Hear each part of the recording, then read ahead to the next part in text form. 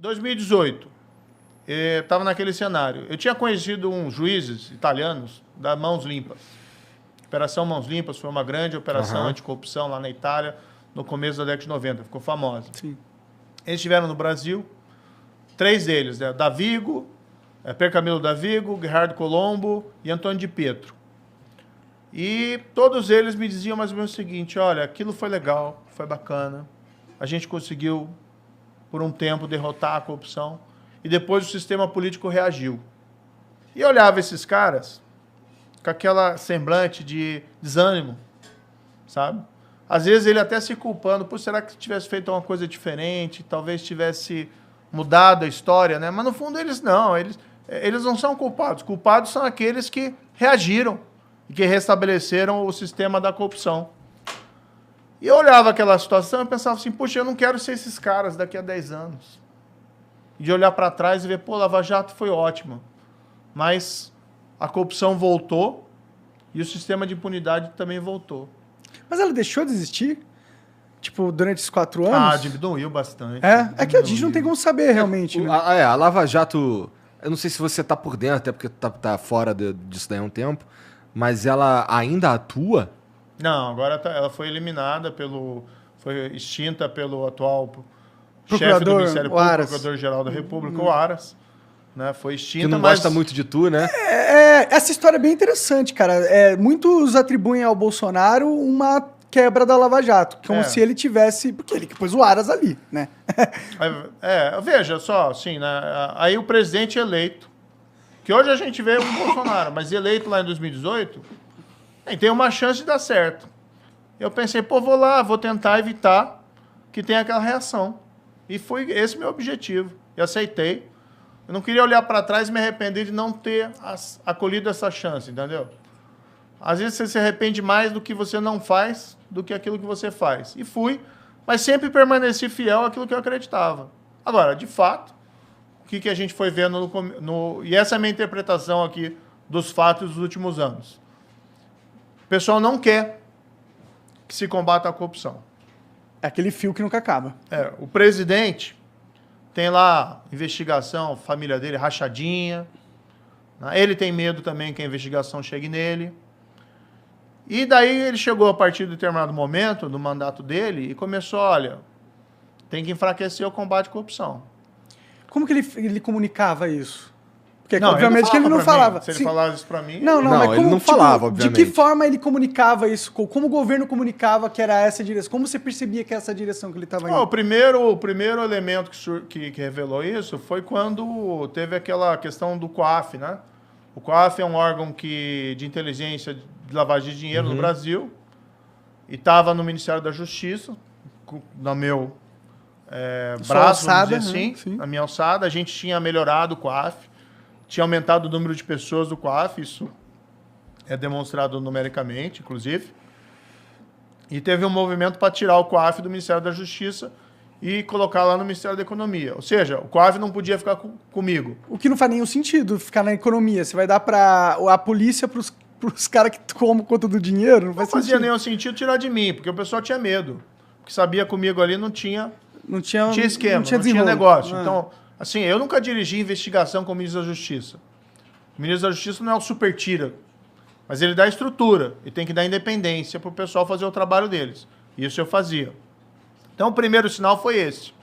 O governo trabalhou para que o COAF fosse lá para o Ministério da Economia. Tá?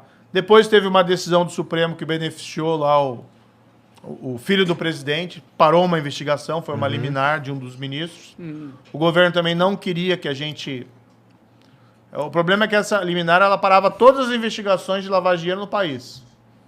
Né? Parava tudo. E o presidente não queria que a gente mexesse nisso. O presidente me falou assim, Moro, se você não vai ajudar, não atrapalha.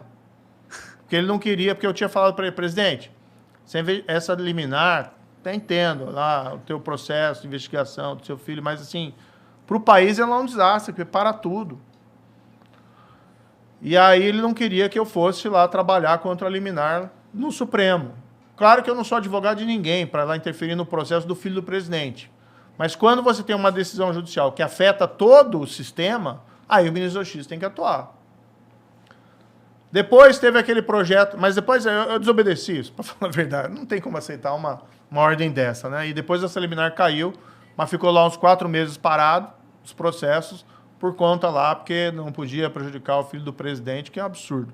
O filho do presidente tem que responder o processo, se ele for inocente, que seja inocente. Mas é aquela linha que nunca acaba. O filho do presidente não está desconectado desse. Você acha que ele fez sozinho todos os esquemas dele? Não fez, né? Mas aí qual que é a minha interpretação, então, Monarca? É o seguinte, se você começa a enfraquecer o combate à corrupção, porque você não quer que ele avance sobre determinadas pessoas, na prática você vai enfraquecer ele para todo mundo. Sim, com Por certeza. que o Lula foi solto? Por que você tem... Hoje ninguém é preso por corrupção no país? Qual que é a última operação que você ouviu falar da Polícia Federal que alguém foi preso por corrupção? Isso acontecia todo dia. Eu sei que tem muitos jovens que assistem o programa de vocês, às vezes não lembram da Lava Jato. Na Lava Jato, todo dia quase tinha operação da PF, autorizada por mim ou por outro juiz. Todo mundo bolado com o japonês da Federal. Que se fudeu depois. Exatamente. Então você tinha lá o pessoal indo preso. E eu acho que isso não é assim, vingar, quer ver as pessoas humilhadas. Não. Você quer ver justiça. Você quer chegar pro teu filho lá na tua casa e falar, filho, roubar é errado. Se você fizer isso, você vai sofrer consequências. O que a gente está ensinando para os nossos filhos quando você vê o desmantelamento da Lava Jato, quando você vê o desmantelamento do combate à corrupção e quando você começa lá a perseguir juiz, procurador, porque eles ousaram se opor a esse sistema de corrupção? Que país que você está criando? Daí o pessoal, o Brasil não cresce porque o ministro da Economia toma a decisão errada, ou o combustível tal. Não, o país não cresce, sabe por quê? Porque a gente não aprendeu que instituições, democracia, lei tem que estar acima de todo mundo. Ou seja, você precisa dar um passo civilizatório. E aí as coisas começam a funcionar. Você começa a gerar confiança, você começa a ter a máquina se mexendo. As pessoas sabem que, por exemplo, se fizer alguma coisa errada, você vai ter as consequências. E aí você para de enganar os outros. Tanto você começa a confiar mais nas pessoas. Isso diminui o custo das transações. Vou colocar um exemplo aqui que eu acho bem legal. Eu fui morar nos Estados Unidos. Nos Estados Unidos, aluguei uma casa. Estava morando ali nos arredores de Washington, na capital. Não tem muro. A casa, né? Ninguém da vizinhança tem muro. Então, assim, é um outro patamar de segurança, porque as pessoas sabem, né, que você está seguro. Aqui você tem que morar em qualquer lugar, você tem que construir lá Você fica com medo. Você sai na rua, você tem medo que aconteça. Tem que pagar o guardinha da rua.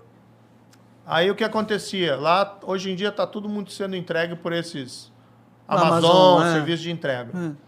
Às vezes você encomendava alguma coisa e o pessoal levava o pacote para entregar na tua casa e nem tocava campainha. Às vezes aquilo lá, eles entregavam lá tarde da noite, passava o dia inteiro. Até outro dia alguém perceber que tinha um pacote lá enorme e ninguém tinha mexido. Tem muito roubo disso de pacote lá também. Mas olha, menos, porque você tem assim, o que é? Você vai criando uma confiança. Não, lá é com certeza menos que no Brasil. O Brasil é uma sociedade que ela não respeita as leis. É porque as leis também não respeitam a sociedade, tá ligado? A gente tem tanta lei injusta, tanta lei que atrasa todo o sistema, entendeu? Tipo, as nossas leis tributárias, elas são totalmente burras.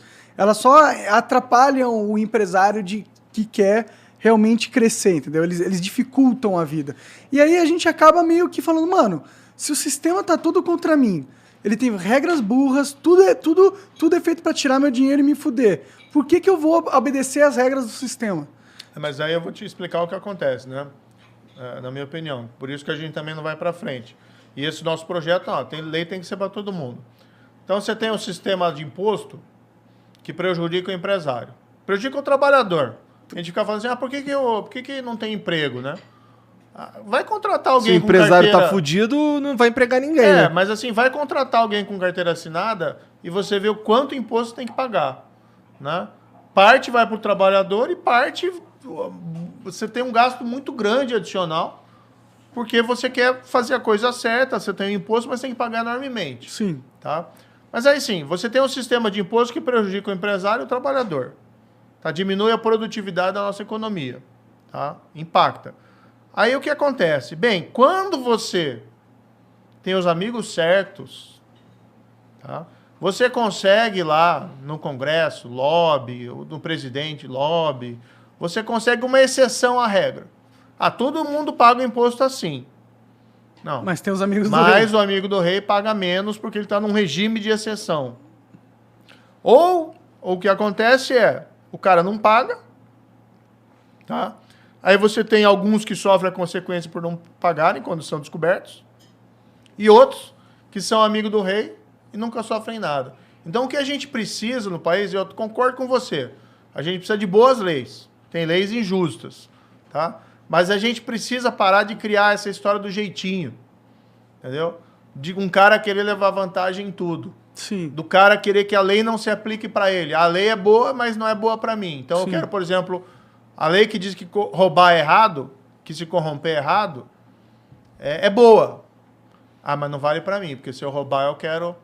Mas será que a fábrica de jeitinho não são as injustiças do sistema? Tipo, porque se eu sou um cara na periferia fudido e eu vejo que todas as coisas burocráticas que eu tenho que fazer para avançar minha vida são penosas e me atrapalham, pra minha sobrevivência, eu vou ter que dar um jeitinho, tá ligado?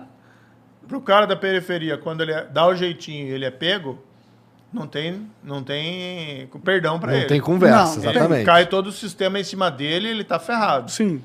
Agora, se você rouba a Petrobras, meu amigo... Aí tem jeitinho. Aí você tem um jeitinho. Aí você fique tranquilo porque vão bater a mão na tua cabeça e se forem atrás de você, depois vão atrás do juiz e do procurador. O que fode ainda mais a cabeça do cara na periferia, né? Que ele sabe que ele é injustiçado pelo sistema, né? Tipo, ele sabe que ele é visto como menos, tá ligado? Mas olha, se você tivesse uma situação em que a lei tá valendo para todos, seria certamente ótimo. Você teria lei mais justas.